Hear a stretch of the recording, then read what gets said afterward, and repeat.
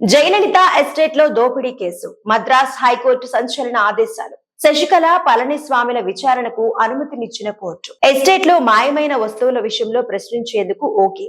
జిల్లా కోర్టు ఆదేశాలను సవాల్ చేస్తూ సిబిసిఐడి దాఖలు చేసిన పిటిషన్ పై ఉత్తర్వులు. తమిళనాడు మాజీ ముఖ్యమంత్రి జయలలిత మరణించిన తర్వాత ఆమెకు చెందిన ఎస్టేట్ లో పలు విలువైన వస్తువులు మాయమయ్యాయి. కొడనాడు ఎస్టేట్ లో జరిగిన ఈ దోపిడీ కేసులో మద్రాస్ హైకోర్టు తాజాగా సంచలన ఆదేశాలు జారీ చేసింది.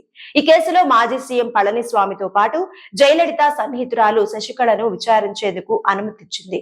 గతంలో వీరిని విచారించవద్దంటూ జిల్లా కోర్టు జారీ చేసిన ఉత్తర్వులను హైకోర్టు రద్దు చేసింది. సిబిసిఐడి దాఖలు చేసిన పిటిషన్ ను విచారించి ఈ మేరకు ఉత్తర్వులు జారీ చేసింది. జయలలితకు సంబంధించిన కొడనాడు ఎస్టేట్ లో 2017లో సెక్యూరిటీ గార్డ్ ఓం బహదూర్ హత్య జరిగింది. ఆపై ఎస్టేట్ లోని పలు విలువైన వస్తువులు కనిపించకుండా పోయాయి.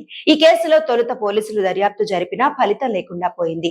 కేసులో ఎలాంటి పురోగతి లేకపోవడంతో డిఎంకే అధికారంలోకి వచ్చాక సిఐడికి అప్పగించింది. విచారణ చేపట్టిన సిఐడి అధికారులు ఈ కేసులో ఇప్పటి వరకు 100 మందిని విచారించి 10 మందిని అరెస్ట్ చేశారు. సిఐడి దర్యాప్తు చేపట్టిన తర్వాత పళనిస్వామి, శశికళ కోర్టును ఆశ్రయించి తమను విచారించకుండా ఉత్తర్వులు తెచ్చుకున్నారు. దీనిపై సిఐడి అధికారులు మద్రాస్ హైకోర్టును ఆశ్రయించారు. దీంతో పళనిస్వామి, శశికళ ఇళవర్సీలను ప్రశ్నించేందుకు మద్రాస్ హైకోర్టు అనుమతి మంజూరు చేసింది.